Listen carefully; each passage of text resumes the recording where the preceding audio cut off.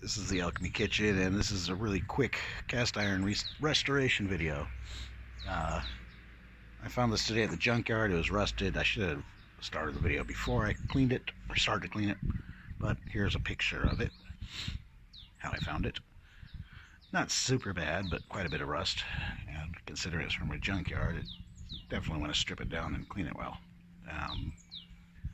All I'm doing is it's 50-50 white vinegar and water. Let it soak. I already did one cycle for about, not even, I don't know, 20 minutes. I dump that vinegar solution in another container and scrub it, rinse it off. Scrub it with like some steel wool, wire brush, anything like that. And most of it came off. There's still a bit left. This has a wooden handle, so I took that end cap and it's in the vinegar as well, just to clean it off. This handle is nothing special. Nothing wrong with it though. It's got some kind of clear coat on it. So I'm actually going to fix that. A little bit of dents in it. So what I'm going to do is just take some rough grit sandpaper, like 100 grit, 120, and sand off that finish. Then I'll show you how I like to put the finish on so it looks nice, has a nicer feel, and it's actually a lot more durable to heat. I did this on another one. My girlfriend accidentally put it in the oven, one with a wooden handle, and it was okay because I did a certain process to it. Luckily it was a low heat and it didn't stay long. I caught it before it got too bad, but I wouldn't suggest doing that with a wooden handle. So this is going to soak for another 10 minutes and another scrub, and it should be good. You will want to do a lead test. You can buy, it's a chemical that you just swab it on a Q-tip, rub it on the pan, or if you don't want to put the chemical on your pan, you use like a magic eraser and rub that on the pan, then put the Q-tip with the chemical on the magic eraser, and if it turns red, it detects rust or lead, and you don't want to use it for cooking. So I doubt this was used to melt lead. It was just someone just decided to throw it out, and I found it, which is the second one this month I found. It's nice. So I'm gonna get back to one more scrub on this. Pretty easy. You see it's starting to lighten up in color. Some of that finish or the seasoning's coming off, which is good. I want to strip all that off, re-season it. Re-seasoning's super simple. People totally overcomplicate it. I've tried everything, and hands down the best I've used is grapeseed oil. High smoke point, cheap, and the finish comes out really good. So none of that. I did a video a long time ago about using not linseed oil, the one for cooking, flaxseed oil, and that stuff sucks. It stinks, it's expensive, and it flakes off. Everyone was saying, oh, that stuff's great, but it doesn't. It sucks. Anyway, I'm gonna let this soak another 10 minutes, give it another scrub with some steel wool till all that rust is gone. Another bath if it needs it. I doubt it. It's pretty good so far. While I'm waiting on that, I'll just sand this off and we'll get back to this. Alright, so I've sanded off that clear coat finish that was on this wooden handle. Just rough sanding, doesn't really matter. I'm not going to be a perfectionist about it. The wood already looks nicer in that natural coat. I hate those clear coats on wood. So now's the fun part. We're going to burn it. Put on something to hold it. Take a torch. And I want to make some nice kind of char marks to bring out the grains.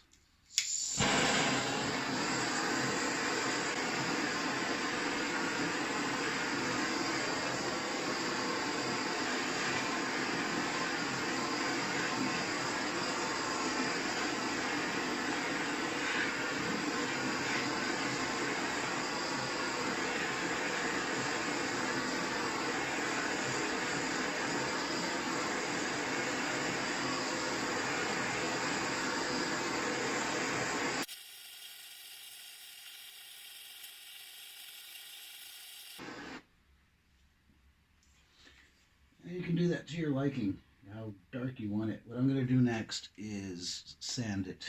It's hard to see in this light, I'm sorry. That's hot. I made it pretty dark. I'm going to sand it back a little bit with a finer grit sandpaper, around like 180, 200, something around there. I'm going to go ahead and sand that off video because we all love to watch someone sand something. Alright, so after burning it, sand it down with, I'd use 240 grit sandpaper.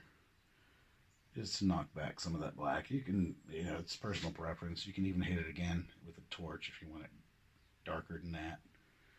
Not the best light, I'm sorry. Here we go. And I don't know what wood this is, so the green is so, but I love that feel much more than that sprayed on whatever shellac or something they used on it, lacquer. Now I'm going to oil it. That's where it starts to really pop and it protects the wood. If you could use tung oil, that's food safe. Mineral oil, boiled linseed oil is not food safe, but it's the handle. You're not going to be licking it and eating off it, hopefully, or cooking on it. I'm actually going to use Ballistol just because I have a shitload of it, and it's good enough for guns. It's good enough for this. So just rub a general amount on. Fingers work best for this. And it already really starts to pop. And what I do is put a heavy coat on, let it sit, and then wipe it off. And then I'll do that a couple times. I believe Ballistol is, it's not FDA approved as food safe, but it is food safe. I think it's it's mainly a mineral oil. And like I said, it's a friggin' handle.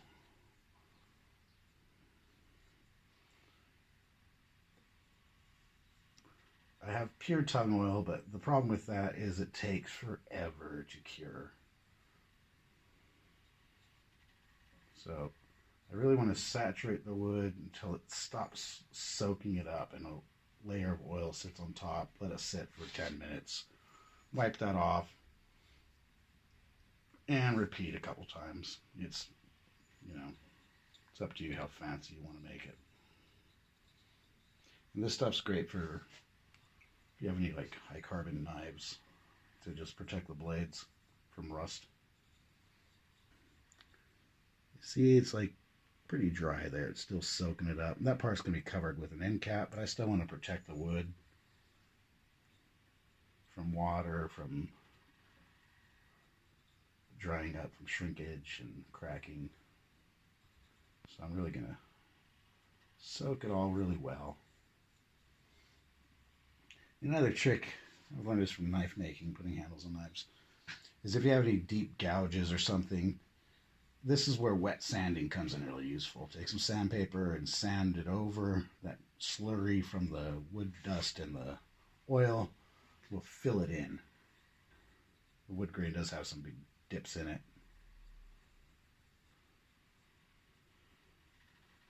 So I could probably smooth those out quite a bit, just with a bit of wet sanding.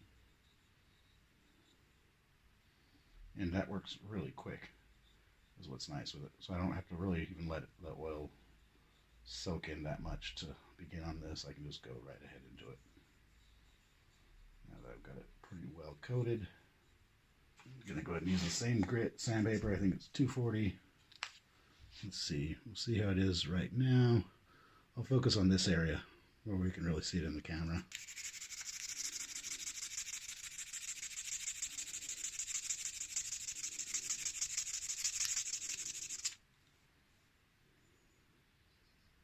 Let's see how quick that works. So just do a bit of sanding and one more layer of oil and come back.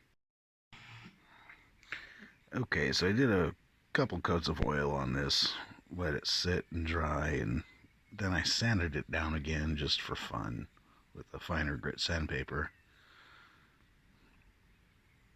and applied another coat of oil. I think it looks pretty sexy. I like it. This is done too. It was only 2 baths of the vinegar and water, 50-50. And normally, I mean, where the vinegar does not submerge, that's where it's going to cause rust. So you could soak the whole thing in a container of vinegar to avoid that,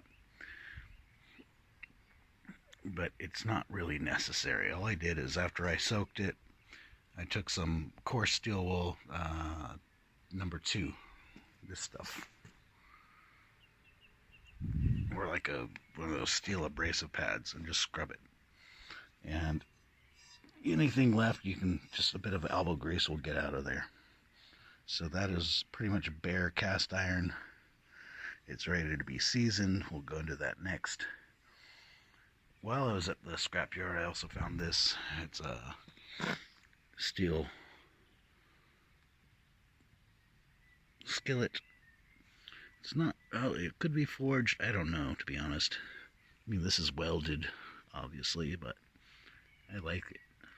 I hope it fits in my oven to season it. I'm going to do the same process basically for that, except there's no wood handle, of course.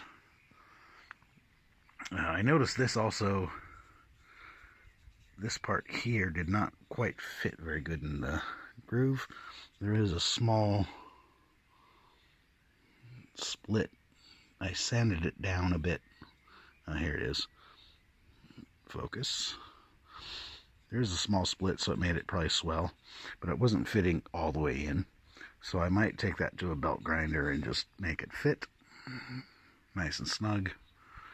But I'm going to do the grapeseed oil into the oven. I'll go over the details in that. Also about that fitting problem, can show you maybe one-handed. It only goes so far, so I shoved it down as hard as I could, and you can see here that little groove that's causing the problem. So that shows me right there. It's like fitting an axe handle. That is where I have to sand a little bit off for it to fit snug all the way to there. Now I'm going to season it. What I like to do before seasoning is preheat it. So it's really hot right now. I put it here to cool a little bit. I overheated it. You want to have the temperature, I'm using grapeseed oil, and that is what I recommend. About 420 Fahrenheit, or a little bit higher. There's a good tolerance. I'll put the temps in the description, or a little picture here. So it's hot. And just going to use some cheap old grapeseed oil. The biggest mistake people do is put too much oil. So you just need like a drop. That's way too much. So get as much as that off. And that's really what I'm doing from now on, is trying to get as much of the oil I just put on the pan off. Coat it all, top, handle, and bottom.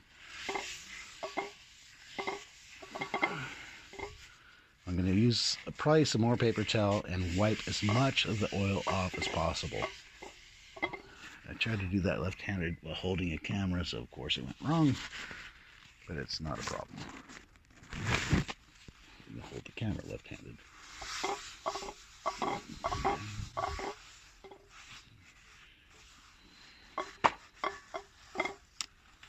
Knock everything over.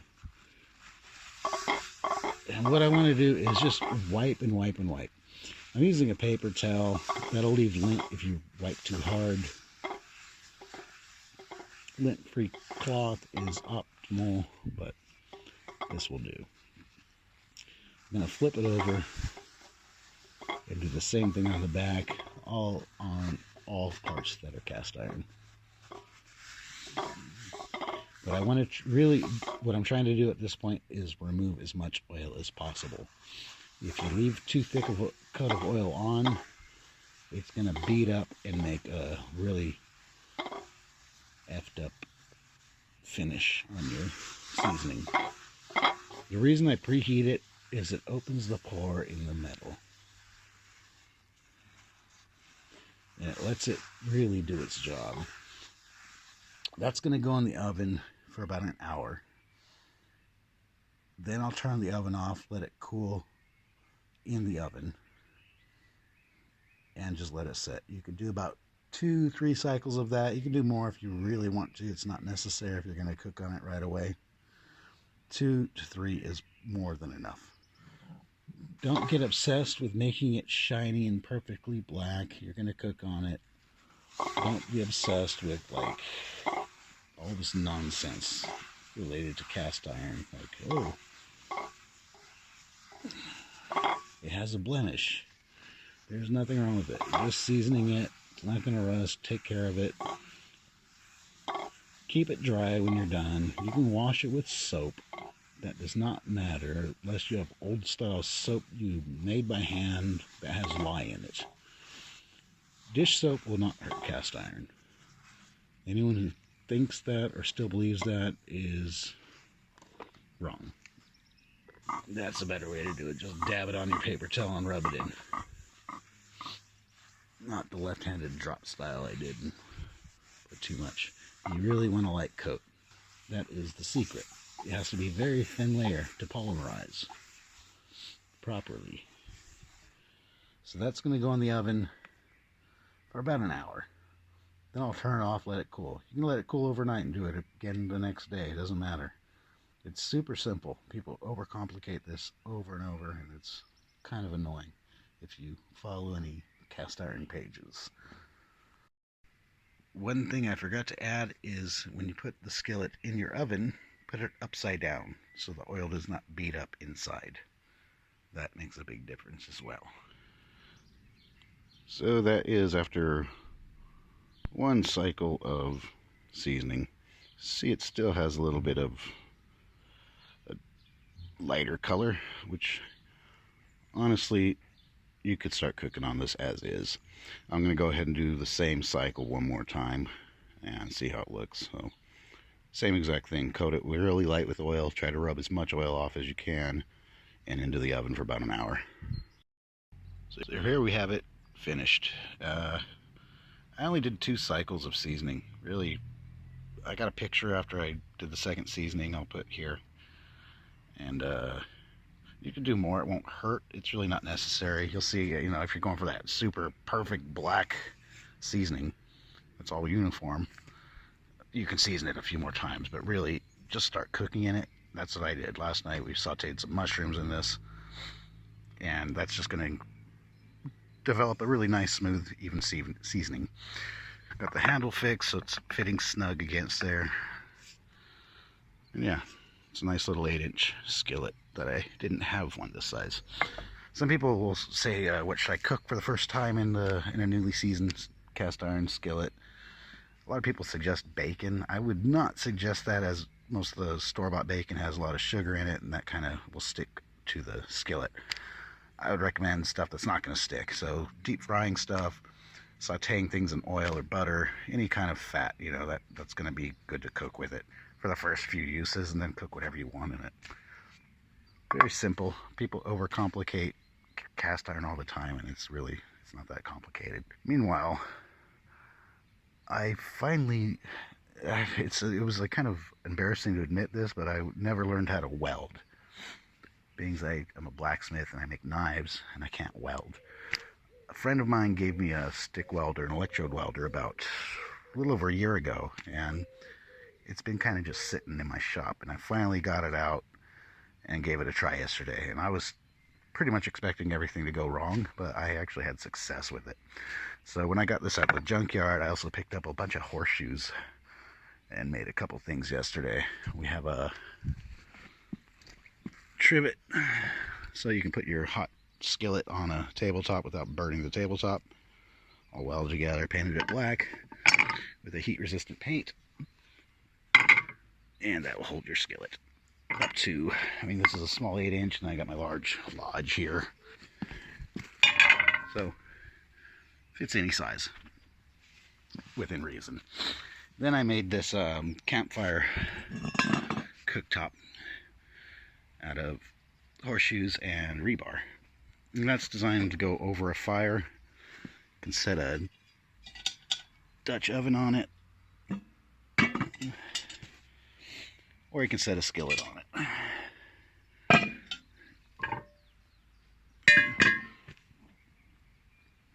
Or if you want to cook directly on your coals and putting coals on top of your Dutch oven, you also have space on top to set your skillet. This trivet's going to be up on my Etsy page. If not, by the time this video up very soon. I'll put the link to the page below. This one I'm actually going to give to a friend, the guy who gave me the welding machine, because he does a lot of Dutch oven cooking, and he was really nice to just give me that machine for free, so I invited him over for a grill this weekend and to give him this. I will be making more though, so I'll have some of these up and different things like this I'll be making. That's it for this video. Hit like, hit subscribe. Please subscribe if you haven't already. I'm like very close to getting to 1,000 subscribers. Follow the Etsy page because I will have a lot of stuff up related to cooking, especially this time of year for outdoor cooking, grilling, stuff like that. I do have some stuff up at the moment and more coming all the time. Till next time, thanks for watching.